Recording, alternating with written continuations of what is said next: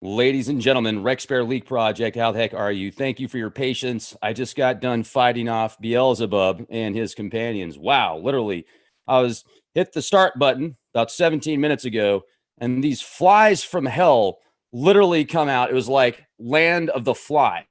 Two of these bad boys, I mean, drones, I don't know, whatever these things were, they were wicked. And thank goodness, I think they're gone for now. Let's get into the good stuff. They didn't want me to talk about it. I'm telling you, they reminded me of those two flies that Enki created, those two demon flies from his DNA that went into the netherworld and brought out Inanna. That's what it reminded me of right there. They were saying hello. They came in from the netherworld, from the hollow earth. Abracadabra, baby.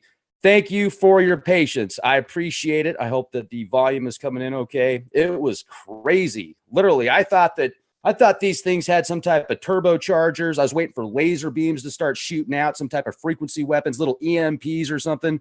Wow. I should have turned on the radiation detector. But anyway, let's get to the good stuff. I mean, they're just and then I would go over, like I would try and I was watching and waiting for them to sit down or stop for a minute. And they just wouldn't do it. Then they'd start following me around, just going zzz, zzz. So they're out of here. Thank goodness, man. Crazy. So what are we going to talk about today? Well, today we're going to talk about the hollow earth and internal sun. I'm going to share with you patents, suppressed scientific data, and could this be the missing link? Could this be the missing piece? Well, I think that there's definitely a possibility when you look at the as above, so below, quantum physics, the archetype, the alpha and omega, etc. The heartbeat. Wait till I show you guys this stuff. It's incredible. But first of all, this is for you to decide. I am still agnostic. I do feel that there's a good chance the Earth has, on the internal Earth, is a lot different than what we're taught. I don't think that it's just full of molten lava. Let's get into that. So first of all, I want to thank the person that sent me the patent. There's a patent that came out back in 1914, granted to Mr. Gardner. It's United States Patent 1096102. And I'll share it with you right now. Let me turn on my screen here real quick. And we've got helicopters flying over right now. All right, that means we're on to something good. You can see right here. Let me see. Will you just look at it? So what this is a globe model that shows the internal Earth. Now, the hypothesis of let me show Mr. Brown here, the United States Patent Office. This is, you can read all about it and get into the boring stuff. But he breaks down the internal globe, Mr. Gardner. This right here is a good description of the internal Earth model. Now, he says that there's approximately a 1,400-mile wide opening on both poles, and that the internal Earth is mainly hollow. There's actually an internal sun that's approximately 600 miles in diameter, which is what causes this gravitational force combined with the mass outside, the crust itself, which is what gives us the gravitational effect. And he explains it pretty well in the book that came out in 1920. And the name of the book, A Journey to the Earth's Interior, Have the Poles Really Been Discovered, by Marshall B. Gardner, published by the author, Aurora, Illinois, 1920. So this is just to give you an idea on what the patent will look like, or what the patent looks like for the globe model with the internal compartments. This is the information. You can also read about it here if you go to Biblio. Just read all about it. I'm not even going to pronounce that name. But here's what's interesting. Let's take a look at this real quick. Let's just jump to the good stuff. I know your time is very valuable. It's priceless. Every day you wake up in the present, it's a gift. The Earth's magnetic field, the ancient Sumerian tablets, where they would look at, the archetype, the central point right there, the hollow earth, the netherworld. And oftentimes you'll see depictions of sacrifices being given as well. But look at how the heart, the hand is over the heart, and the depiction down here of one of the god beings. You can see how much larger the god beings are than the little people, how much more important they are. Pointing at the, see how she is actually pointing, he or she, I can't tell. I think it's a she, it looks like a dress, but anyway, pointing at the hollow earth with hand over heart, representing the earth's magnetic field. And the hand on the heart symbol represents the hollow earth, according to this analysis done. If you go to this link, I'll leave it in the video description box, apps.sumerianalien.com. So pointing at the hollow earth with the hand over the heart, the god pointing at the hollow earth. I've shared with you the Anuna people, the Anuna gods, the internal gods. Now we're going to go to this image right here. I want to share this image with you. Oh, where's it at? Dang it. Got so many pictures to share with you. I think I skipped a couple here. Yeah, I did. Okay. Let's go back here. So this is a good graph of the internal Earth model. This is what I wanted to share with you right here. A sectional view of the Earth's interior. Right here. Now, if you see this in conjunction with the heart's resonance and the hollow earth theory, I think that this is a very interesting analysis, because also, let's see how many rings we've got here. 1, 2, 3, 4, 5, plus the outer 5 inner rings, or 5 inner circles, the 6th being the outer shell. This on the very internal part would be the 600-mile wide internal sun. Now, what's interesting also is, let's see if we can get to that. I want to share this with you.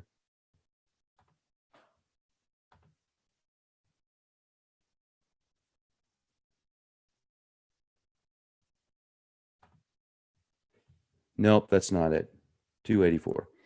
Okay, so this is based on the hypothesis of the author. The closer you get to the internal Earth, it's more like it's going to be the internal sun.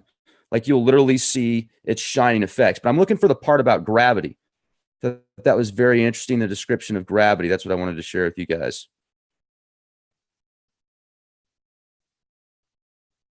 Dang it. Where did it go? Here we go. Gravitation and our theory. This was interesting because I'm not great with the advanced math. I'm good with basic math. But when you get into like calculus and trigonometry and stuff like that, I really have to sit down and research it and spend time on it. Gravitation and our theory. The answer to this is that in gravitational pull, it is not the geometrical position that counts. The center in the geometrical sense of the word does not apply. It is the mass that attracts. And if the great mass of the Earth is in its thick shell, so inside of the Earth, it is the mass of that shell that will attract, and not a mere geometrical point, which is not in the shell at all, but 2,900 miles away from it, as that is the approximate distance between the central sun and the inner surface of the Earth. As a matter of fact, it is the equal distribution of the force of gravity all through the shell that keeps the sun suspended in the spot, which is equidistant from every part of that shell. When we are on the outside of the shell, it is the mass of the shell that attracts. I think that's a pretty good way to describe gravity. Now, that's just my opinion. You might have a completely different opinion, and I'd like to hear it. So, the mass of the shell that attracts us to its surface, when we go over the inside of the shell, that same force will still keep our feet solidly planted on the inner side. That's interesting. Now, when I showed you this, let's go back here for a minute. You know, you think of the possibility of this internal sun here, and this kind of looks like the resonance of the heart, the frequency of the heart, the Schumann resonance, the internal. How much is actually taking place inside of the planet, the control networks, the ecosystem? What's it like in there? And this author also goes on to describe how he feels that all planets are created from nebulas. And let me see here. I want to share that with you as well. I think it's fascinating, the description. But then I want to get into even the atom and the way that the atom has protons and neutrons and electrons oscillating in particular frequencies in specific orbits, just like the planets. The planets do as well. So, I mean, take a look at the atom and the way that these protons and neutrons and electrons are moving in certain directions around the core, around the internal. It's like the sun. It's the star to them, to these pieces, these fragments, as above, so below. You can look at the and if you were to put together a chart of the planets and the way that they orbit, and somebody out there, if you do think that the Earth is flat, and if you do think that all the planets and all the stars are just lights and just, fragments of your imagination and fake, I would recommend putting your money where your mouth is. If it's really that important to you, spend $1,000, get yourself a decent telescope, get yourself an 8-inch telescope, and look at the stars and the planets for yourselves,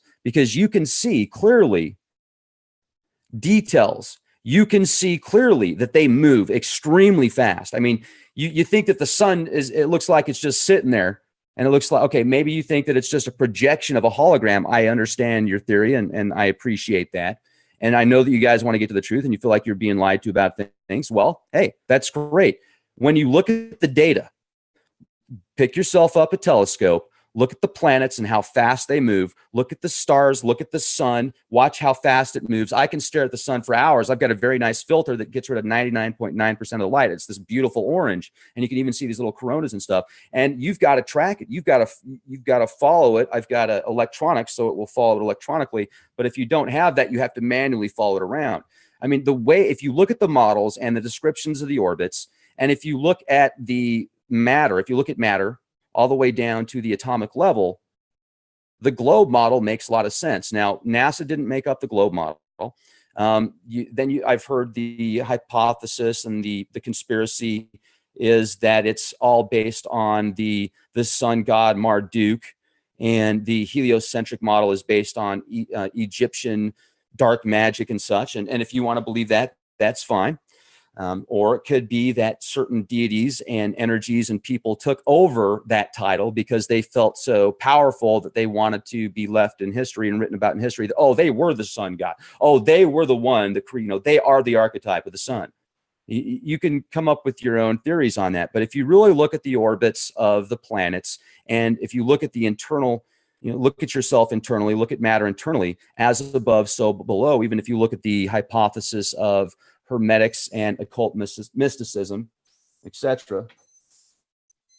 Turn off my alarm here. It makes a lot of sense to me. Now, even our sun has a specific orbit in the Milky Way. If you look at the Milky Way and the way that it spirals, the sun is within the 6th strand of the Milky Way, which is interesting. The number 6 comes up again. 6 protons, 6 neutrons, 6 electrons, carbon, making up the majority of our body. I love these kombuchas. They're great. Love it. Stuff's awesome. Even stars, and our own sun has a very very distant orbit in the galaxy. So this right here is a depiction of the Milky Way into a quadrant setup. So we're in a quadrant setup right here. We just look at it. And the quadrant setup in connection with this ancient Sumerian star map, I think is interesting, because this looks like it's set up in a quadrant factor as well. So just something interesting to look at. Once again, you can look at the micro and the macro. This is an ancient tablet, Mesopotamian tablet of the Earth, and it has 7 points. It has 7 exit points, and the central key area, a lot of people feel, was Mesopotamia at the time, the capital of Mesopotamia. I'm going to get into some of the paragraphs that describe the underworld in ancient Sumerian tablets, which, remember, these stories were adopted from previous cultures, such as the Aratta people, Aratta. Somebody asked me how to spell that the other day. It's the Aratta people. They go back over 20,000 years. Look at temples like Göbekli Tepe, over 12,500 years old. Incredible details. And also look at the artifacts and the structures that were discovered in Africa, South Africa, that are about 300,000 years old, that resonate to specific frequencies and line up at specific star constellations and such. It's incredible. So do the pyramids. So the central Earth, the hollow Earth theory and hypothesis is, I feel, something that needs to be looked into more. I'm going to have Brooks Agnew on the show tomorrow, Dr. Brooks Agnew. And Dr. Brooks Agnew is brilliant. This guy is, his IQ is off the charts. I'm sure he's probably up there in the 170, 180 range. Brilliant, well-educated. And he almost took a expedition to the center of the Earth, the hollow Earth. And I think it was going to be in Antarctica where he was going to go. And at the time, the ice was thin enough that they would have been able to penetrate it. Now he says it's much thicker, and we're being misled with a lot of the information that we're being told about the climate. Now, once again, I don't know about that, because look at the climate out here in the States and look at all the fires that have been going on around the world and what's going on in Siberia. But I appreciate his analysis, and he knows a lot more about what's going on in Antarctica, I feel, than I do, because he did put so much time and effort into that expedition. So I can't wait to hear what he has to say. He's going to come on tomorrow, 5 p.m. Central. It's going to be live. Make sure to be here. If you want to hear what he has to say, be one of the first people, have, your first class front row seats, backstage pass to the man, the legend, the way of life, Dr. Brooks Agnew. So let me see. What else do I want to share with you guys? I have some more stuff I'd like to share with you in regards to, there's some images that I want to share here. So just stand by. Let me get these together for you. How's your day going?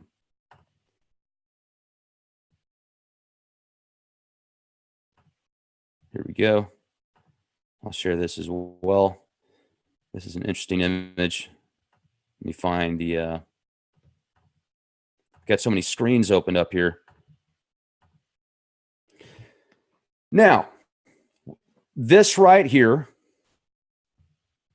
showing the internal sun, there is evidence of oceans underneath land, underneath our oceans, larger than the Atlantic and Pacific Oceans. So oceans underneath land, layers upon layers upon layers. And then, let me see, what else did I want to share with you guys here? Dang it. I know, you'd think I'd be more organized.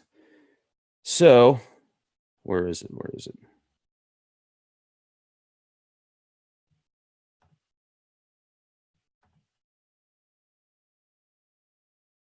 No, it's not it.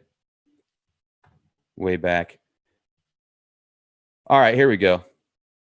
So, you guys have seen thank you for your patience, the images before, which I don't know if they're legit or not, but you see this huge opening on one of the poles. So maybe all this ice that's covering the pole, maybe there is a huge opening like this. Well, supposedly it's on both poles. And supposedly planets like Mars and other planets are created the same fashion. And he talks about how they're created by nebulas. And the description and the analysis that they were able to do 100 years ago with telescopes isn't anything what we can do now, yet it still is quite powerful. So let me share that with you guys. Here we go. Interesting right here. So if you look at, this is from Lick Observatory, the ring or hollow shell nebula in Lyra was evolved from masses of nebulous matter showing the polar opening and central sun, which will finally evolve itself into a new planet. Then you look over here, you can see a spiral nebula showing the central nucleus projecting masses of nebulous matter, which forms a ring or wall around the central body, as clearly shown in the accompanying reproduction of a ring nebula. So it's showing how it's formed, and then this will eventually turn in, it's a star that gets really small, and then a planet builds around it. So, I mean, it's very interesting because there's a lot of data that shows many solar systems have binary stars, Yet if it's true that every planet has an internal star, and then life grows around that internal star, I think the theory here being presented with these nebulas forming stars and then planets that form around them, I think that's a pretty good possibility. Once again, this is, you guys can come up with your own conclusions. And I'd like to have somebody on the show that actually has a degree in astrophysics, like somebody like Michael Brown, or anybody that has the schooling and the actual analysis combined with what they've seen with their own eyes, like working on some of these huge telescopes with some of these massive observatories that are only available to select people with specific educations. It would be interesting to get somebody like that on the show. So maybe I can get Michael Brown on the show. I'll send him out an email and see what he thinks about the hypothesis of there being, every planet basically being a hollow planet and not being described. Now, also, there's something else I want to share with you guys. Even comets, he feels, are designed and built the same way. Okay, these are old pictures of Mars. And this dot right here, you can see these dots, these ice caps. He feels that these ice caps are literally central points to the inner Earth or to the inner planet. I don't know. It's quite interesting to say the least. And this is a picture of Mars. This is supposed to be the internal opening to the planet. View of Mars showing the circular white spot, which is an entrance to this planet's interior instead of the so-called polar ice cap, this proving that Mars, the Earth, and all other planetary bodies are hollow and contain a central sun. Photographed by FAA Talbot, Baton, England. For optical reasons, all astronomical photos are inverted. Now, that's interesting. Very interesting.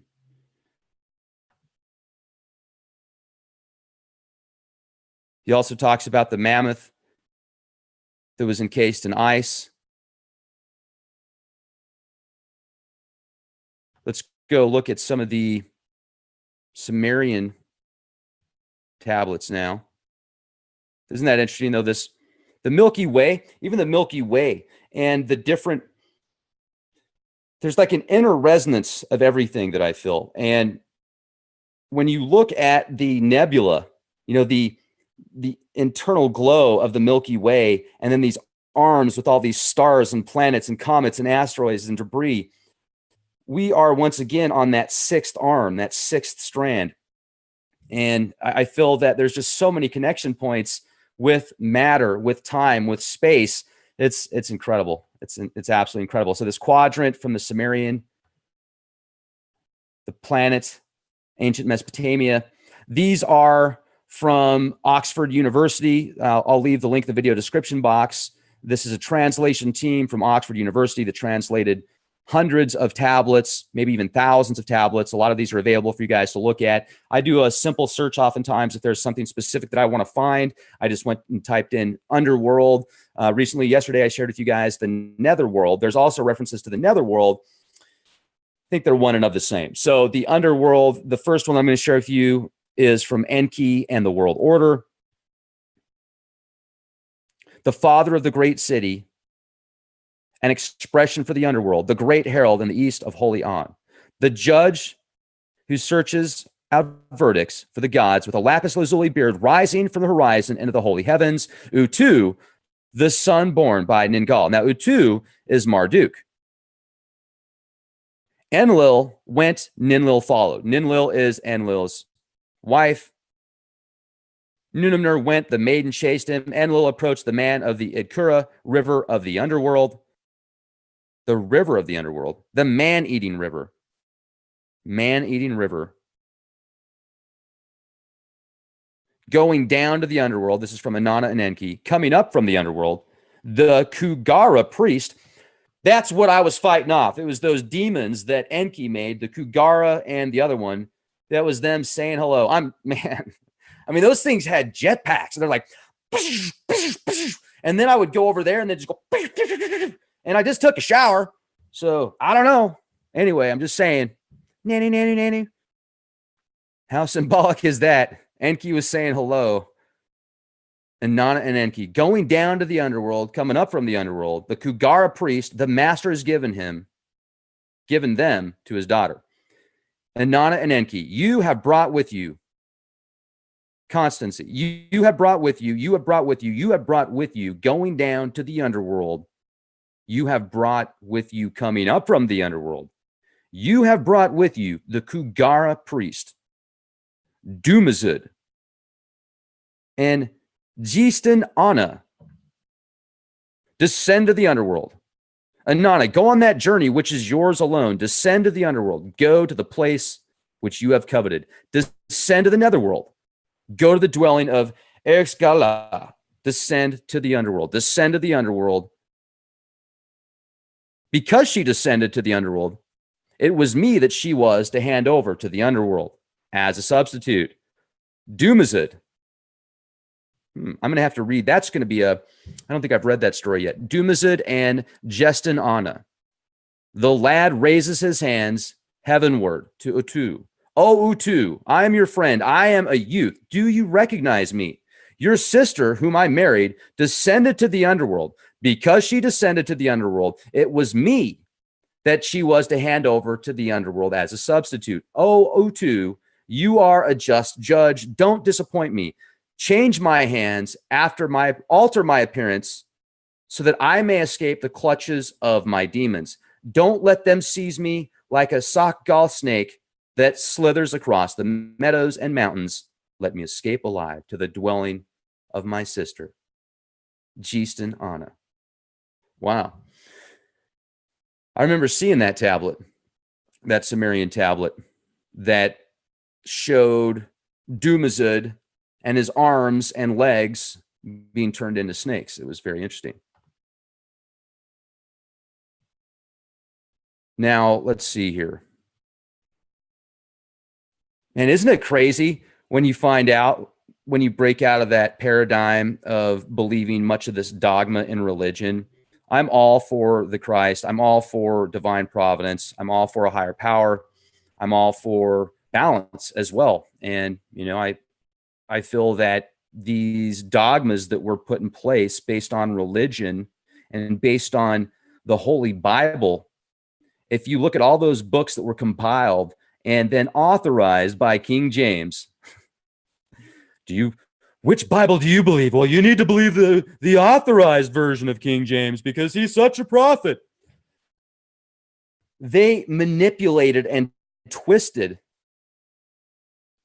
a bounty of gods and deities and entities and demons and archetypes and information, and combined astronomy and astrology and everything under the sun, practically, not everything, but a lot of different, and they morphed it into fitting a specific agenda.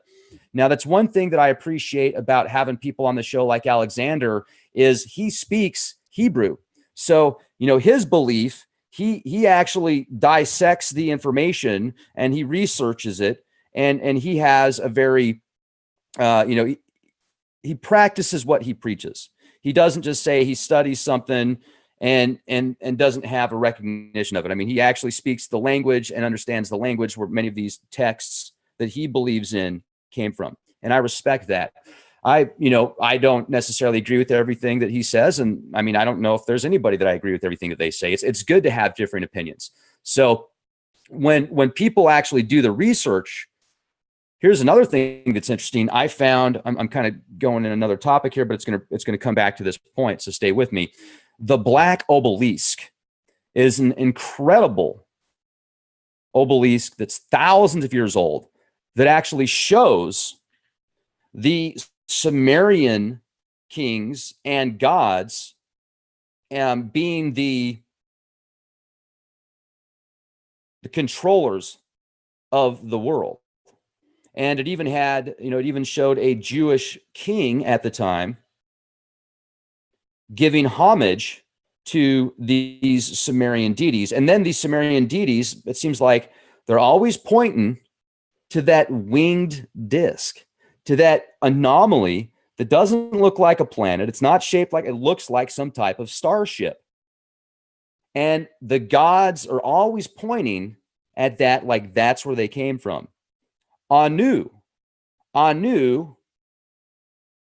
the father of these Sumerian deities and gods that are still permeating through the entertainment industry, through alternative information, through these tablets, through religions. And people oftentimes could be worshiping deities that they don't even realize exist because they've been hijacked by other deities. Now, Anu is often depicted with Enlil and Enki flanking, each side of him. So I feel that you've got Anu being the top in the family tree, and then you've got the dual sides. You've got Enki, Enlil. Enlil is a war god. Enki is more of a, I don't know, he's kind of a trickster, So you've got these two gods, these two deities, the highest entities underneath Anu that represent this dualistic, that also represent, I feel, the dualistic universe that we're in. Both sides. It's the constant battles throughout time, throughout scriptures, throughout tablets, throughout religions. There's oftentimes a good guy and a bad guy. A good gal, a bad gal, etc. There's always these polar opposites. There's always this nemesis. And if Enlil represents the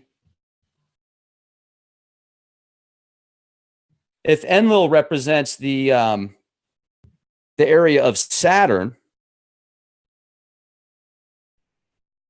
would that be, I don't know, I'm still trying to grasp some of this stuff right here, because Enlil and Enki, and then you've got the Lucifer. Some people are saying Enki is Lucifer, yet I don't know. I think that Lucifer could actually be Inanna, based on the Inanna-Venus connections and other possibilities. But once again, this is still in the early stages of research. So, it's like once I think I know what deity represents which entity, meaning Enki is Lucifer, then somebody brings information to me about Inanna and the possibility of, Venus, Venus, Inanna, Lucifer connections all being one of the same.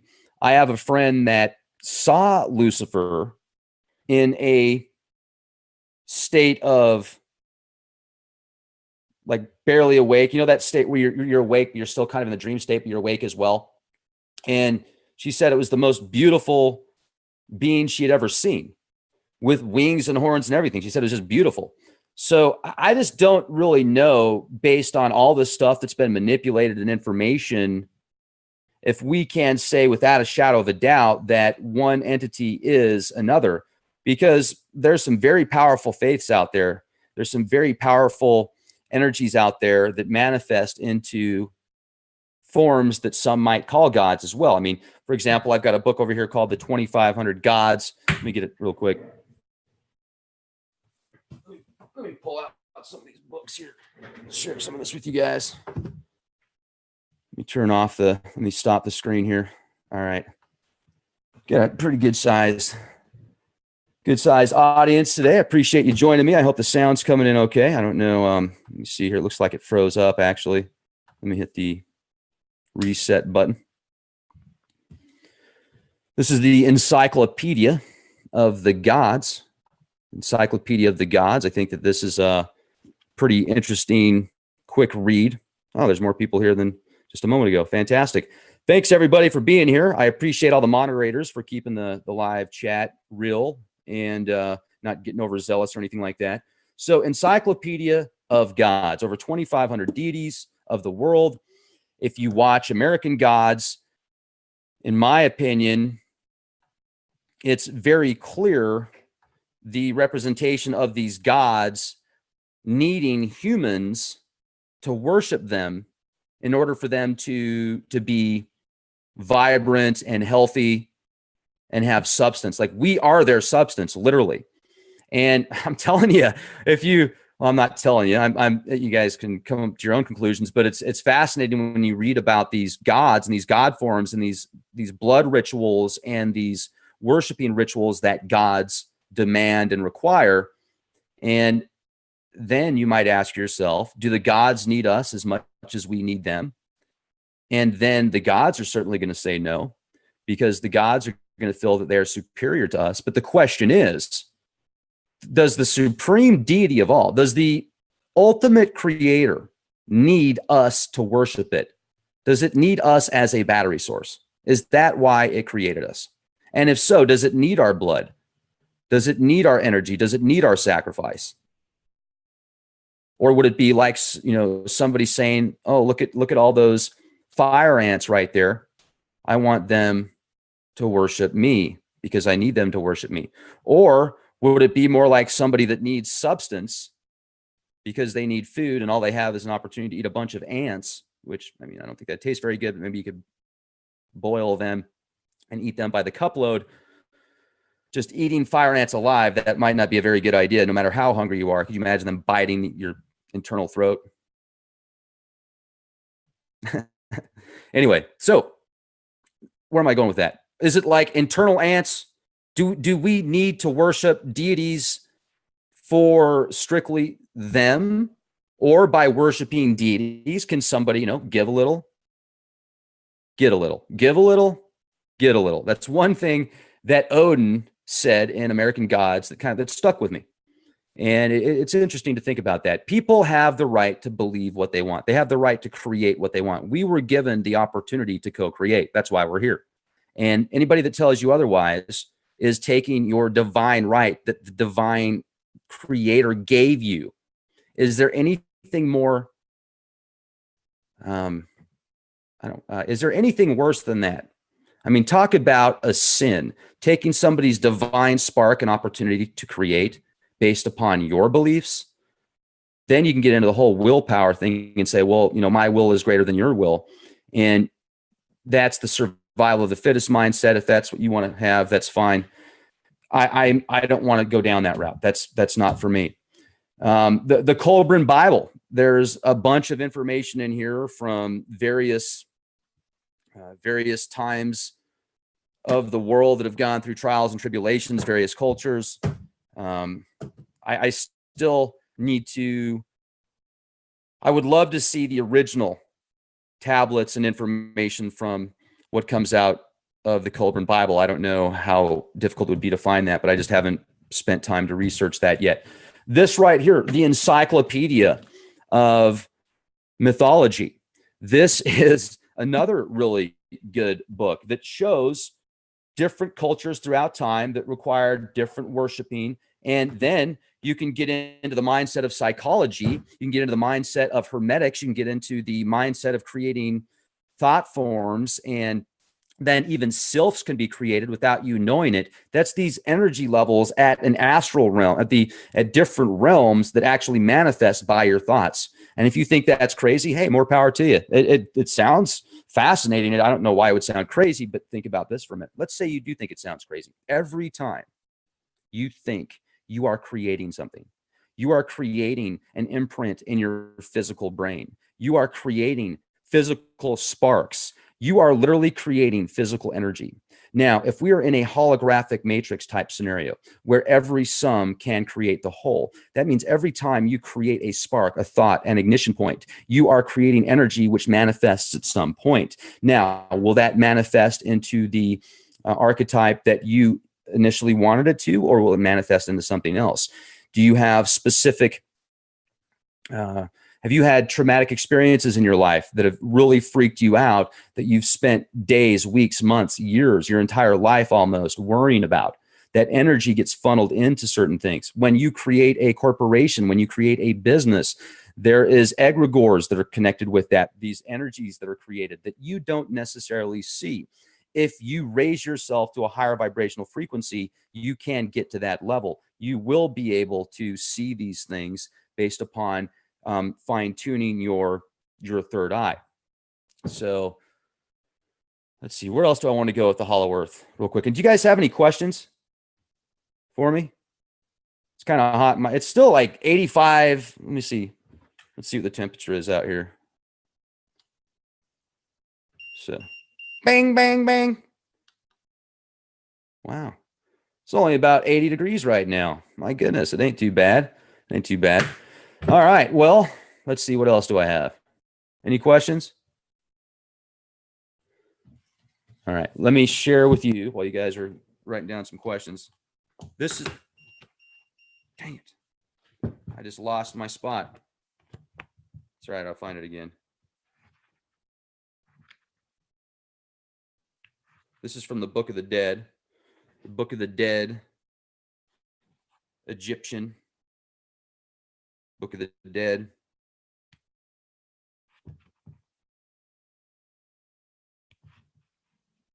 Gosh darn it. I had a really good chapter that I wanted to share with you guys from the Theban recension of the going forth by day. I'm going to turn this off. It'll just start beeping. Going forth by day, which do not appear in the Papyrus of Ani. So let me see. I'll be able to find it here. Just bear with me for a second.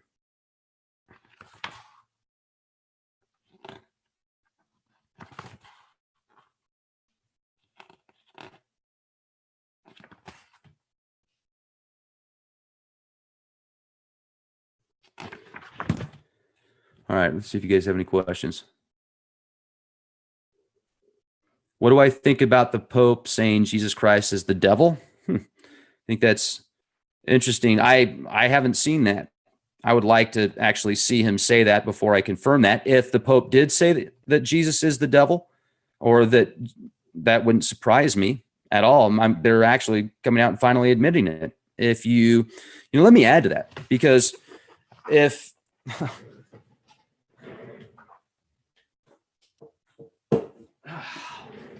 I've got all sorts of stuff.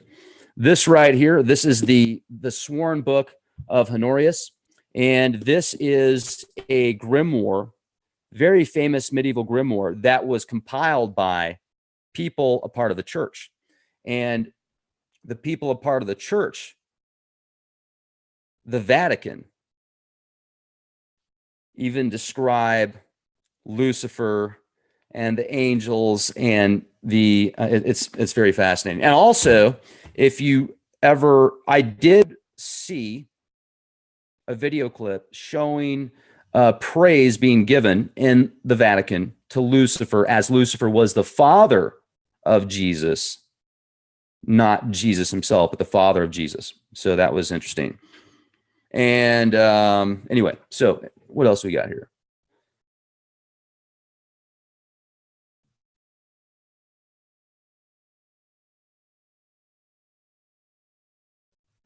Stand by, ladies and gentlemen. I'm just reading through the chat here. It's going so fast. Ninmah. What have I studied regarding Ninmah? Stuff that's came through the text, the Sumerian tablets, not a lot specifically. If you want me to do a podcast specifically on Ninmah, I think that'd be a great idea. I'll be more than happy to do that.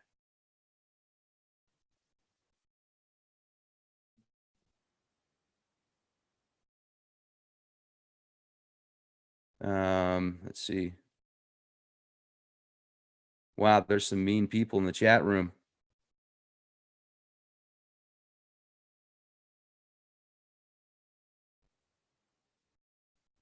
Okay. You want me to get Freeman Fly on the show again? He was on the show. He was actually one of the first guests that I had on Leak Project. Great podcast. He ended up putting that podcast as well on his channel. We were talking about some of the pharaohs and how, if you look at some of these pharaohs, they look very similar to Barack Obama and Michelle Obama. Very similar. And that brings the question, do do the leaders currently, are they from the same DNA and the lineage of pharaohs of yesterday and 1,000 years ago, 2,000 years ago?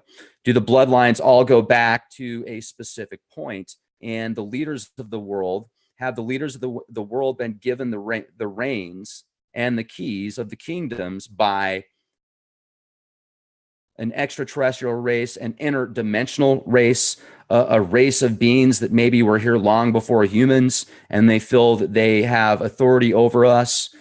Could they be in the inner earth? Could there be an ecosystem inside of the earth right now that is just beautiful and lush and gorgeous, and that's why they're not as worried about the external earth? Is that why they are doing their best to manipulate the stratosphere? I've talked to people before that feel that the reason the atmosphere and the stratosphere is being manipulated so much is because there are these beings that will actually thrive in that type of atmosphere. And guess what, ladies and gentlemen? If you watch the Superman film, where it shows him coming down from another planet, and that the sun connected with his DNA gives him the ability to be Superman. Well, remember at the end of that film, when these extraterrestrial beings that are like gods come down to Earth, and they have a machine that will literally manipulate the atmosphere of the Earth for their benefit so that they can thrive, but it will kill the humans. It will destroy the humans. It seems to me like they're slowly doing that right now. But what they're doing, I feel, is finding a way to make it so, no, this is just conspiracy. And my grandma makes this kombucha tea. So thanks, Grandma. I love you. Stuff's awesome. I'm a conspiracy theorist. I'm totally a conspiracy theorist. What if they're manipulating the atmosphere so that we can all live? Like it's their way of saying, okay, we will let you live on this earth, but we want it to be more acceptable to our needs. And there's just too many of you. And now we've got an opportunity to create androids with NBEs, non-biological entities, non-biological intelligences that think faster, that work more efficient, that do exactly what they're told. And you know what? We can shut them off whenever we want. We don't have to worry about them protesting. So we're just going to really cut down on the side thorn, the thorn in the side. Well, I mean, let's look at these industries that profit off of destroying the planet and keeping people sick and suppressed when they're actually supposed to help people. Instead of worrying about population control and keeping people suppressed so that these select bloodlines can thrive in a market where they don't feel that they have as much competition, why not travel the stars? Why not travel space? Why not create incredible designs and ships that can literally travel the stars that are like Gene Roddenberry in Star Trek? Why not? People thought 50 years ago, I mean, did people really think 50 years ago, except for the sci-fi writers, we would have smartphones now that can translate people's languages from all around the world, where you can talk to anybody from around the world? You can actually see somebody from anywhere around the world with FaceTime type technologies. You could look stuff up on a global web that would have access to trillions and trillions and trillions and trillions and quadrillions and quadrillions and Googleplexian amounts of bytes of data at your disposal. 200 years ago, did people really think that you could fly? 150 years ago, the Wright brothers, they were laughed at. Now let's think about this for a minute. Let's look at where computers have gone over the past 50 years, 40 years, 30 years, 20 years, and how they're getting faster and smaller and cheaper. Can you imagine what would happen if cars were on the same path? If airplanes and technologies, energy technologies, creation energy technologies, could you imagine if all of those were on the same path as computers? They could be. They absolutely could be. But when you have giant corporations and multi-international institutions that are ran by sociopaths that are very intelligent, they just don't care about other people like they do themselves. That's why I say sociopaths, because their conscience does not see, it seems to be very limited in my opinion, from the research that I've done. And is it their fault even? It's in their DNA. It's embedded in their DNA. I'll bet you many of these people at the very, very top levels in the pyramid when it comes to the finances, the monies, the old monies, where they're making millions, billions off of just interest, just off of their money sitting there. Maybe because of their DNA, because of the way that they were brought up, maybe they're a part of this system where they don't have the opportunity like we do to see things outside of the box because they've been so conditioned. Maybe it's a blessing that we don't have billions or trillion, billions of dollars. Maybe it's a blessing that we've had to go through these trials and tribulations so that we can see things from different perspectives and not be stuck in a paradigm without a conscience. Would you rather have no conscience or virtually no conscience and as much money as you want to do whatever you want? Or would you rather be somebody living paycheck to paycheck with a good heart and a good conscience, somebody that doesn't want to hurt others, somebody that wants to help people? What would you rather be? Isn't it interesting how superheroes in the films are often portrayed as the ones that have to go through all the trials and tribulations? There's very few superheroes that have the money like Bruce Wayne and Batman. They can't have a relationship. They can't really tell others who they are. They've got to have a fake identity because those that they protect would attack them if they knew who they were. And the villains are the ones with all the money, all the honey, the ladies, the yachts, the jets, the supercomputers with laser beams, the lavish parties. It's very interesting the way that the media sculpts things. And it makes sense because we are in a society where those at the top levels don't even need to worry about going after people that attempt to or do expose certain agendas because the sheep will do it for them. The sheep will attack people that unplug those out of the matrix. I get attacked every single day in virtually every podcast that I do. I get thumbs down for doing podcasts on the Riverwalk, or I'll get if I went literally and mowed somebody's lawn, trimmed it up all nice and neat. Let's say it was an 85-year-old grandma, and did a podcast on that. Just I would literally have thumbs down from people saying, "Oh, I cut the grass too short. Oh, I shouldn't cut the grass at all because she might get an allergic reaction. Oh, I shouldn't do a podcast on that because I'm just looking for karma points." It's like you could give somebody organic food instead of stuff that's got pesticides on it, and people would give you a thumbs down and attack you for giving them organic food. They'd say something like, "Well, gee, man, you're giving them organic food? I can't even afford organic food. How dare you? Plus, organic food has crap on it anyway. That synthetic stuff's better. Yeah, Roundup's good for you. Just read the article. Go to Snopes. They'll tell you Roundup's fine. Glyphosate's actually good. They've done studies. Glyphosate's good for your brain. What are you talking about, Rex? Thumbs down, man. You suck. You're a shill. You're a reptilian CIA asset that works for the Borg. I can see it. You're a Jesuit. Grandma, help me." I mean, geez. No, I'm not. I'm a conspiracy theorist in my grandma's garage, okay? That's it. So, all right, I was going to share something with you guys. Well, I mean, I guess I'm more than a conspiracy theorist in grandma's garage. Yet, I would probably have air conditioning in here. I would probably have a nicer studio. I mean, I love my studio, don't get me wrong, but the other half of my garage is filled with my grandma's stuff.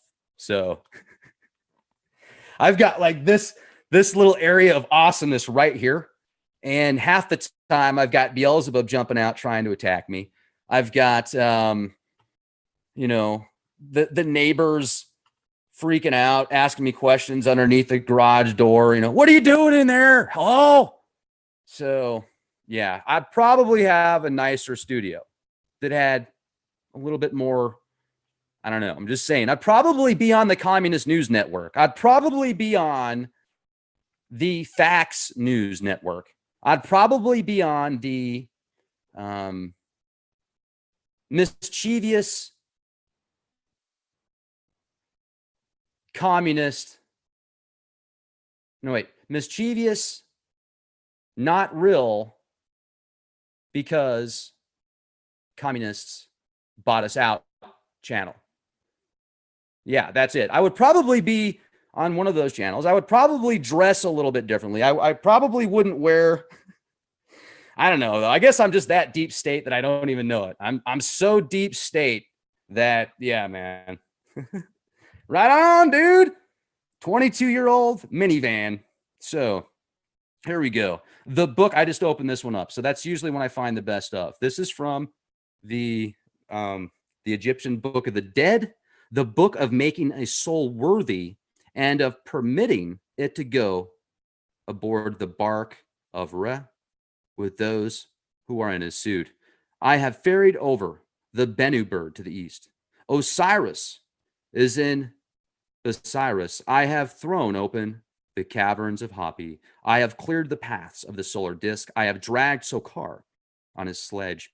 I have made the great goddess powerful in her moment of action. I have hymned and worshiped the solar disk. I have joined with him who is with the worshiping baboons, and I am one of them. I have acted as second to Isis. I have strengthened her powers. I have knotted the rope. I have driven off Apophis. I have put a stop to his movements. Ra has given his hands to me, and his crew will not drive me away. If I am strong, the sacred eye will be strong, and vice versa. As for him who shall hold me back from the bark of Ra, who shall be held back from the egg and the abju fish, to be said over this written text, which should be written on a clean blank roll with powder of green glaze, mixed with water of myrrh, to be placed on the breast of the blessed dead without letting it touch his flesh. As for any blessed dead for whom this is done, he will go aboard the bark of Ra every day, and Thoth will take count of him in daily going and coming, a matter a million times true. Wow, that's awesome. First of all, isn't it amazing how the Egyptians, especially the pharaohs and the elite class, I guess you could call them. I don't like to use the term elite class, but you guys know what that refers to. Those that had more money, those that had more connections. Seems to be oftentimes in this day and age, it's not what you know, it's who you know. Sometimes when you know too much, those don't want to know you. But anyway, where's I going with this? The Egyptians seem to really push a mysticism and it was a science to them when they were passing to the next side. They would have things lined up perfectly. They would have specific headdresses, specific everything down to the last detail, the colors, the hieroglyphics, the poems, because they felt that it would take them to a more powerful next level. And if you think about it, they could be onto something. When you pass this physical body, your energy is leaving this vessel. Your energy lives forever. So your energy, once it goes out of this physical form, it is now not bound to this physical carbon suit. It now has a completely different reality of sorts.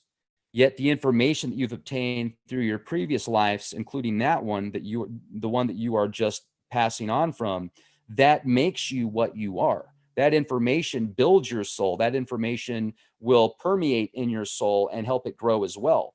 So that's why these, you can look at it good or bad. If you're going through a situation where things are presenting themselves, you're learning new opportunities and taking this to the next level. When you get to the next level based on what you've done previously and the karma and the connections and the points that are also associated with where you are at that time, what you are thinking at that point will have a big impact. So imagine having these sigils and these symbols of power and these poems and these energies and these thought forms that you have created, and all of this stuff around you puts you into a specific state of being while you are alive. Once you leave that state, by leaving that state at that state into the next level, you are therefore at a heightened awareness, which might put you on a specific path, your energy into a specific location matrix to get to where you want to go. And also, time is not going to be as relative once you leave this physical body. When you get into these other realms of dimensions, time is not of the essence. Time is non-existent. It's not something that matters. So when you get to those levels, it's not like you're thinking about, okay, I spent 50 years on Earth to build this point up, but once you get to that next level, it's eternal. Now, whether or not your energy level is going to bring it back into a physical body or a physical body on another planet or whatever you feel, or maybe you will be able to manifest into a planet that can also connect to different, okay, the planet has trees and streams and oceans and animals. Maybe you can be everything within that planet. Maybe you can be a star. Maybe you are a star. Your internal spark is a star, as above, so below, the microcosm, the macrocosm. Your internal spark is a star, is the universe.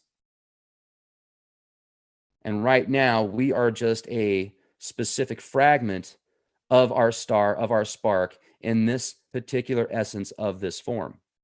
Now, anyway, just a conspiracy, though. And I would like to thank everybody for joining me this edition. I hope that you enjoyed the deep thoughts and the crazy conspiracies, also the information presented from the Hollow Earth hypothesis. If you have any shows you'd like to see in the future, send me an email, leakproject@gmail.com, leakproject@gmail.com. Thank you, everybody that also moderated the chat room once again. Thank you very much. Thank you, everybody that's helped contribute to the show. I'm almost there with enough funds to pick up this radiation detector that will pick up EMF rays that are in the 5G range. 4G, 3G, 5G, and I'm going to find out how much we're really getting blasted with. So almost there, you guys, as soon as I get the funds, and then I'll start going around to these cell phone towers. And previously, I was doing some field trips with you guys and just showing you some different areas and stuff like that. So don't want you to think that's all I'm going to do. Somebody made a comment that I should do. I should change the direction of the channel to cat farts, because that's where it's at. No, I don't think so. But every once in a while, you just got to get out of grandma's garage, and it's neat to see different parts of the world. So thank you, everybody. Have a beautiful day. Support our sponsors, getthetea.com. Love this stuff. I'm taking this stuff called colostrum. It is amazing, amazing, amazing, amazing. Colostrum and GI Joy. GI Joy, 2 tabs a day, 1 in the morning, 1 at night. Organic colostrum, organic probiotics, organic aloe, turmeric, literally $38 for a 2-month supply. Amazing stuff. Go to getthetea.com. When you purchase their product, when you check out, let them know Leak Project sent you. You will thank me later. Be the change you want to see. Nanny. Did Bill and Ted say be excellent to each other? I think so. The gravitational effect. And he explains it pretty well in the book that came out in 1920. And the name of the book, A Journey to the Earth's Interior, Have the Poles Really Been Discovered, by Marshall B. Gardner, published by the author, Aurora, Illinois, 1920. So this is just to give you an idea on what the pattern will look like, or what the pattern looks like for the globe model with the internal compartments. This is the information. You can also read about it here if you go to Biblio. Just read all about it. I'm not even going to pronounce that name. But here's what's interesting. Let's take a look at this real quick. Let's just jump to the good stuff. I know your time is very valuable. It's priceless. Every day you wake up in the present, it's a present, it's a gift. The Earth's magnetic field, the ancient Sumerian tablets, where they would look at, the archetype, the central point right there, the hollow earth, the netherworld. And oftentimes you'll see depictions of sacrifices being given as well. But look at how the heart, the hand is over the heart in the depiction down here of one of the god beings. You can see how much larger the god beings are than the little people, how much more important they are. pointing at the, see how she is actually pointing, he or she, I can't tell. I think it's a she. It looks like a dress, but anyway, pointing at the hollow earth with hand over heart, representing the earth's magnetic field. And the hand on the heart symbol represents the hollow earth, according to this analysis done. If you go to this link, I'll leave it in the video description box, apps.sumerianalien.com. So pointing at the hollow earth with the hand over the heart, the God pointing at the hollow earth. I've shared with you the Anuna people, the Anuna gods, the internal gods. Now we're going to go to this image right here. I want to share this image with you. Where's it at? Dang it. Got so many pictures to share with you. I think I skipped a couple here. Yeah, I did. Okay. Let's go back here. So this is a good graph of the internal Earth model. This is what I wanted to share with you right here. A sectional view of the Earth's interior. Right here.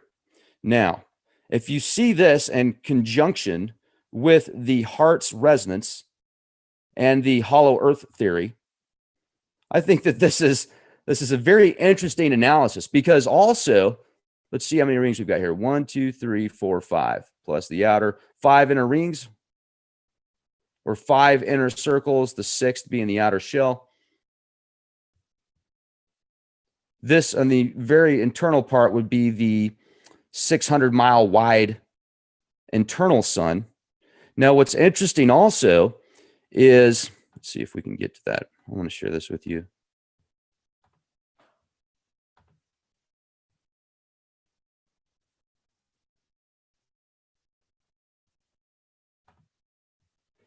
Nope, that's not it.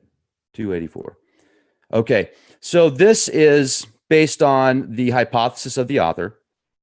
The closer you get to the internal Earth, it's more like it's going to be the internal sun. Like you'll literally see its shining effects. But I'm looking for the part about gravity. That was very interesting, the description of gravity. That's what I wanted to share with you guys. Physics, the archetype, the, alpha and omega, etc. The heartbeat. Wait till I show you guys this stuff. It's incredible. But first of all, this is for you to decide. I am still agnostic. I do feel that there's a good chance the Earth has, on the internal Earth, is a lot different than what we're taught. I don't think that it's just full of molten lava. Let's get into that. So first of all, I want to thank the person that sent me the patent. There's a patent that came out back in 1914. Granted to Mr. Gardner. It's United States Patent 1096102. And I'll share it with you right now. Let me turn on my screen here real quick. And we've got helicopters flying over right now. All right, that means we're on to something good. You can see right here. Let me see. Will you just look at it? So what this is a globe model that shows the internal Earth. Now, the hypothesis of Mr. Brown here, the United States Patent Office. This is, you can read all about it and get into the boring stuff. But he breaks down the internal globe, Mr. Gardner. This right here is a good description of the internal Earth model. Now, he says that there's approximately a 1,400-mile wide opening on both poles, and that the internal Earth is mainly hollow. There's actually an internal sun that's approximately 600 miles in diameter, which is what causes this gravitational force, combined with the mass outside, the crust itself, which is what gives us, dang it. Where did it go? Here we go. Gravitation and our theory. This was interesting because I'm not great with the advanced math. I'm good with basic math. But when you get into like calculus and trigonometry and stuff like that, I really have to sit down and research it and spend time on it. Gravitation and our theory. The answer to this is that in gravitational pull, it is not the geometrical position that counts. The center and the geometrical sense of the word does not apply. It is the mass that attracts. And if the great mass of the earth is in its thick shell, so inside of the earth, it is the mass of that shell that will attract, and not a mere geometrical point, which is not in the shell at all, but 2,900 miles away from it, as that is the approximate distance between the central sun and the inner surface of the earth. As a matter of fact, it is the equal distribution of the force of gravity all through the shell that keeps the sun suspended in the spot, which is equidistant from every part of that shell. When we are on the outside of the shell, it is the mass of the shell that attracts. I think that's a pretty good way to describe gravity. Now, that's just my opinion.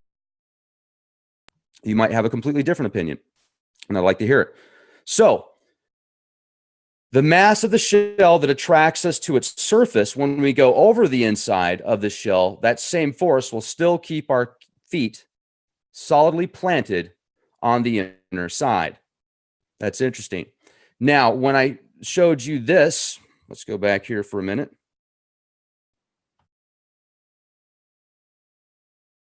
Ladies and gentlemen, Rex Bear Leak Project, how the heck are you? Thank you for your patience. I just got done fighting off Beelzebub and his companions. Wow, literally. I was hit the start button about 17 minutes ago, and these flies from hell literally come out. It was like Land of the Flies.